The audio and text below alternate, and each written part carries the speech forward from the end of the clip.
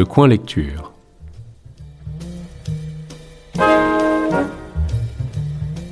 Présenté par Emmanuel Dufour. Chères auditrices, chers auditeurs, bonjour et bienvenue dans ce 37e numéro du Coin Lecture, l'émission de Radio Libres en Périgord dédiée à la lecture de textes d'autrices et d'auteurs locaux et contemporains. L'autrice à l'honneur aujourd'hui est Martine Sombrin-Ténière. Enseignante retraitée, Martine Sombrin-Ténière est née à Périgueux en 1949 et y vit encore aujourd'hui. Elle partage son temps entre ses animaux et l'écriture de romans de vie, de nouvelles du quotidien et de récits animaliers. Elle a publié les romans La maison aux deux visages, Le goût de la gentiane et en 2026, Quand Julia s'offre un voyage, ainsi que les recueils Histoires à plumes, à poil et à piquant, Au hasard de l'annuaire et Délices de table et de lecture en Périgord et ailleurs. Les textes que je vais vous lire aujourd'hui sont de courtes fables animalières, drôles et légères, extraites de Histoires à plumes, à poil et à piquant. Bonne écoute.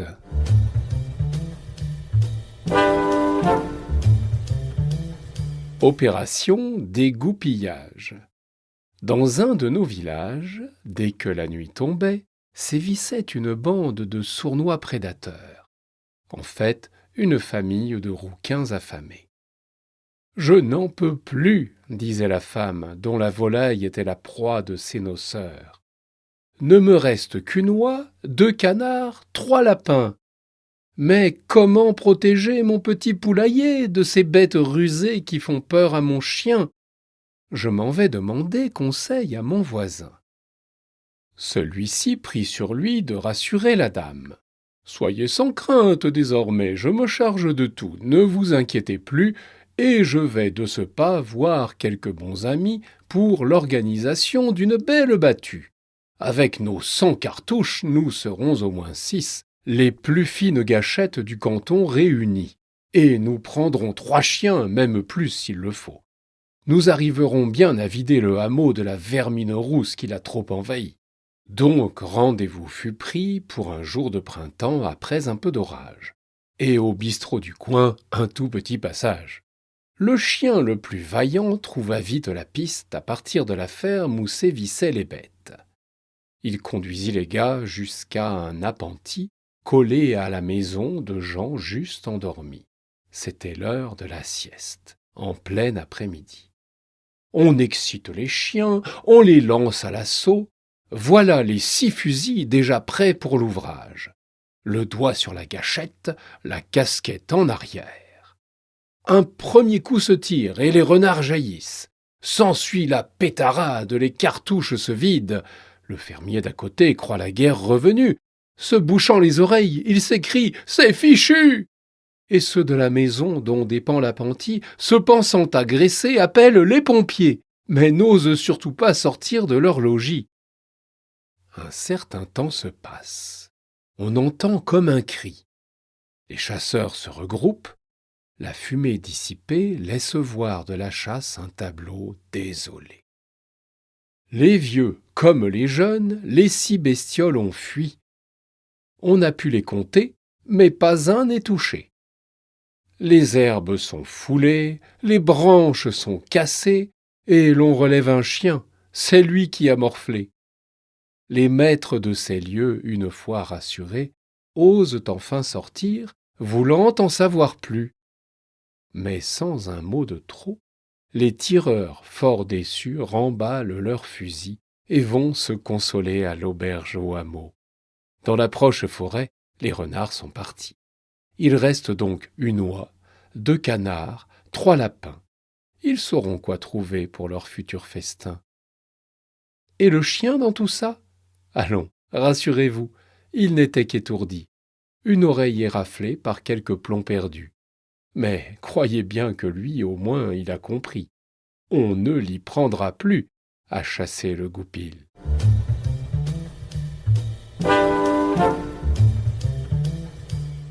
Les 3 canards. À peine sortis de l'œuf, Ces trois beaux canetons furent inséparables et, s'aimant d'amitié, découvrirent la vie d'un pas bien accordé. L'un devint demoiselle, les autres des garçons. Ils marchaient tous les trois, elle au milieu des deux, et dans la vieille ferme, ils vivaient bien heureux. Mais les enfants grandissent, ça arrive toujours. L'instinct fut réveillé dès le temps des amours.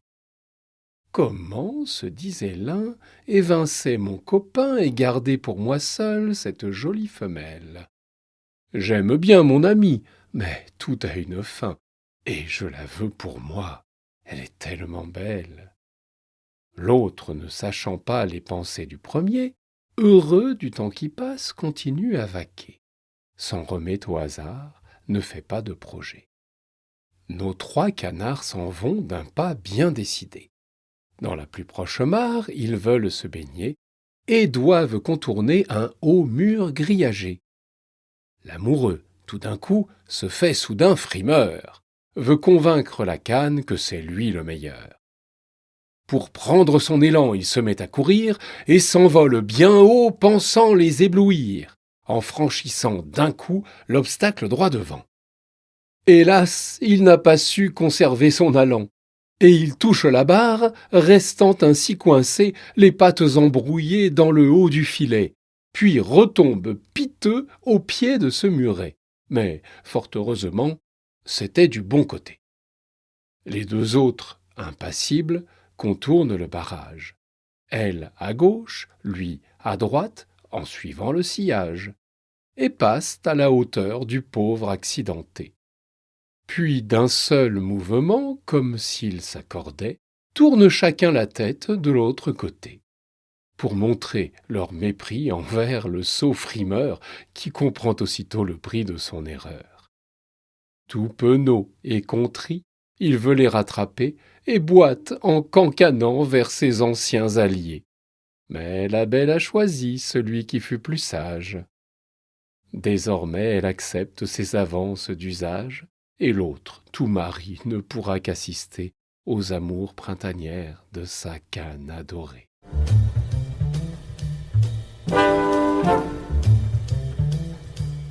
Caroline est de retour. Sauve qui peut un beau matin, alerte rouge dans le jardin. Tous les félins sont alarmés. Une motte de terre a bougé. Par 3 fois elle s'est soulevée. Puis rien ne va plus. Le sol se met à trembler. « Tu as vu ce que j'ai vu ?» demande l'un des greffiers à son voisin embarrassé. « J'ai bien vu, je vois encore, » répond le matou tigré. « Serait-ce cette pécore de retour pour nous narguer ?» Hélas, déclare le plus âgé, je sais bien ce qu'il va se passer. Non qu'ils soient effarouchés, la seule chose à redouter, perdre leur tranquillité. Et ils sont très agacés, fini leur règne au potager. Caroline est de retour. Après de longs mois d'hibernation, voici ceux de sa domination. Les chats n'ont pas d'autre recours que de signer un pacte d'union. Leur fierté prend le dessus. « Attention à ce qu'elle fait, » marmonne le blanc Artus. « Elle ne va pas recommencer à me mordre la queue comme l'été passé. Pour ma part, je ne veux pas qu'elle me suive pas à pas quand je guette les souris. Elle pousse des petits cris qui font fuir la proie choisie, que je manque alors, pardi. » Renchérit le vieux Finot qui la regarde de haut. Les chats du potager surveillent l'ennemi qui, enfin sorti de terre, s'avance à pas lents. Même à parole, on dirait bien qu'elle sourit.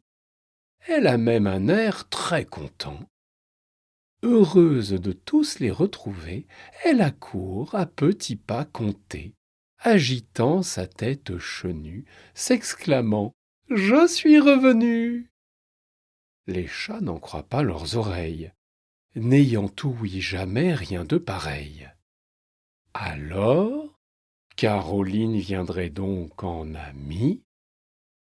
Bon prince, il décide que oui, et s'empresse autour d'elle, finissant même par la trouver belle. Pour le bonheur de la petite ninja, dont la robe couleur d'écaille dorée ressemble à la carapace de la nouvelle arrivée. Elle en fait des cabrioles de joie. Encore une nouvelle saison à se partager le petit potager et les alentours de la maison, cette fois sous le signe de l'amitié. Le cessez-le-feu a été signé. Mais savez-vous le mot de la fin? Caroline, c'est en fait un Carolin.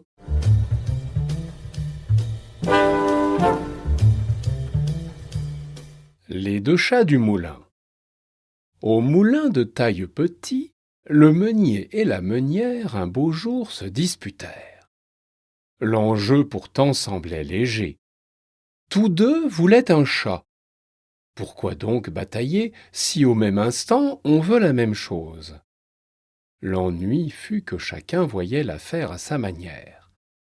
Le meunier réclamait un prédateur, un félin avisé, qui, par sa seule présence et son habileté, écarterait souris et rats, mangeurs de grains, dévastateurs de sacs. Ce fidèle employé serait récompensé, gardant pour lui toutes ses prises, dont il se nourrirait tant qu'il voudrait, tout à son gré.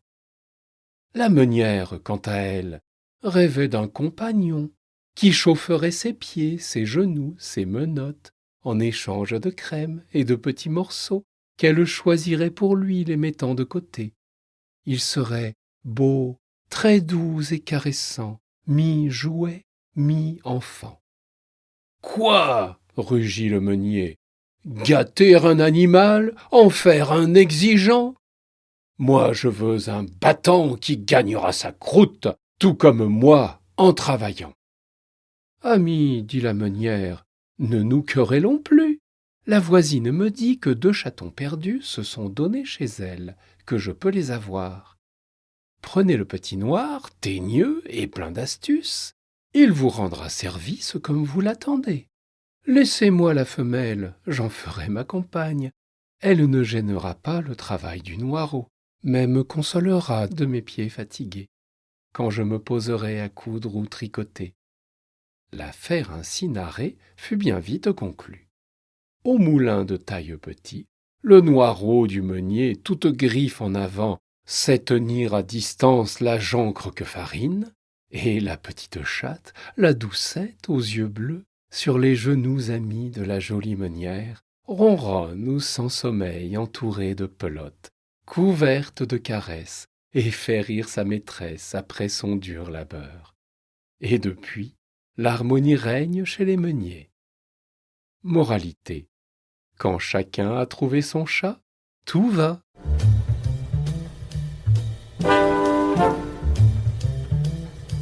Le chat, la poule et le caneton.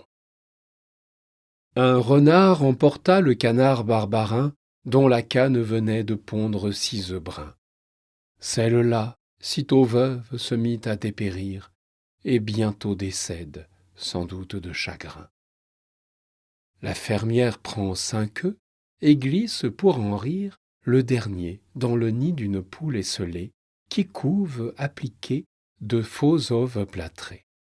Un félin du quartier, de la poule amoureux, lui propose son aide en aimable voisin. Bonne fille, elle accepte et tolère par jeu qu'il vienne à l'occasion pour cette tâche ardue. Se couchant tout en rond, il réchauffe parfois les œufs de la coquette, sans tire bien ma foi. Puis il rend sa place à la poule revenue. Enfin, le jour arrive où le gros œuf éclot. Notre bébé, canard, poussé par son instinct, cherche l'eau de la mare pour s'y précipiter, rejette cette mère qui veut l'en empêcher. Maman poule, affolée, rattrape son petit. À force coup de bec, vous le ramène au nid. Mais l'enfant se rebelle et retourne à l'étang, sous les yeux inquiets du matou et Bobby. La poulette effarée, d'un bec autoritaire, fait tout ce qu'elle peut pour protéger l'enfant. Plusieurs allers-retours du fils et de sa mère se solde par la mort du jeune impétueux. Craignant qu'il ne se noie, elle tue cet audacieux. L'ami chat hébété s'approche lentement du petit duveteux que la vie a quitté. Le corps inanimé est saisi doucement. Il est porté au nid, tendrement recouché, et sur lui se love le paternel matou. La poule rassurée retourne se nourrir, sans voir que son petit, elle l'a fait mourir. Moralité, la bonne volonté souvent ne suffit pas. Le mélange des genres n'est pas toujours heureux.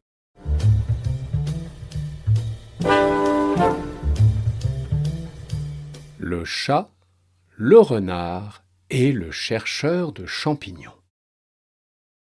Un humble instituteur, par un beau mercredi qui de son dur labeur le dispensait, s'en fut dans la forêt, équipé d'un panier, armé d'un long bâton, casquette sur la tête et les pieds bien bottés, chercher les champignons.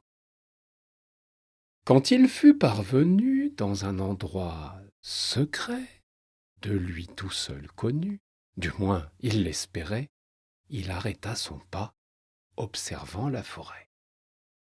Déjà dorée d'automne, murmurant mille bruits, loin d'être monotone, elle est pleine de vie et se montre peuplée de nombreux habitants. Il était arrivé à l'orée d'un grand champ, près d'une clairière qu'il bordait joliment.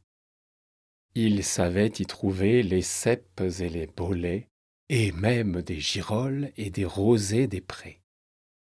Mais voici que son œil, toujours très affûté, fut soudain attiré par un lent mouvement.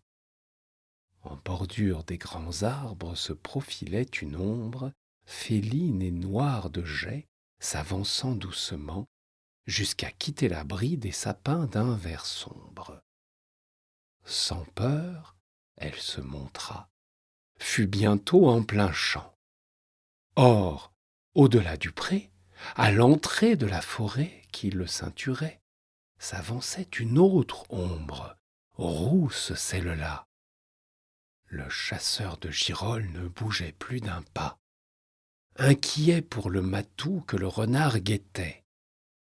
Mais le félin serein continuait son chemin, et tous deux, au milieu de ce neutre terrain, se sentant, se léchèrent et se mirent à jouer, en courant et roulant dans les herbes du pré. Puis, d'un commun accord, décidant de chasser, allèrent de trou en trou se plaçant à l'arrêt. L'un tout immobile, l'autre prêt à sauter, sur la folle souris ou sur le rat aux pieds qui sortit roserait. Notre homme, ensorcelé, ne perdait pas un pli de ce jeu peu banal, de cette alliance amie. Une fois rassasiés de leur belle équipée, chacun des deux alliés partit de son côté dans la vaste forêt. Pour la première fois, le gentil promeneur revint, le panier vide, mais le sourire au cœur. Le soir était tombé, trop tard pour la cueillette. Il revoyait la scène dans son esprit en fête, se promettant d'en dire aux élèves et Bobby tant de monts et merveilles le lendemain, jeudi. La nuit porte conseil. Dès lors, à son réveil, il repensa l'affaire, décidant de se taire et de garder pour lui ce qu'il vécut la veille. Si d'un si beau secret, un jour on est porteur, sachons bien le garder, car gare aux prédateurs. Mieux vaut ne pas risquer que 2 coups de fusil ne brisent à tout jamais la vie de tels amis.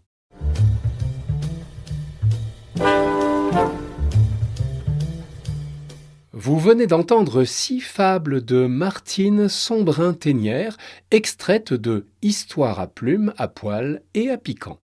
Vous pouvez vous procurer ces différents livres au point presse du Petit Leclerc du Clos Chassin à Périgueux et sur Internet. C'est tout pour aujourd'hui.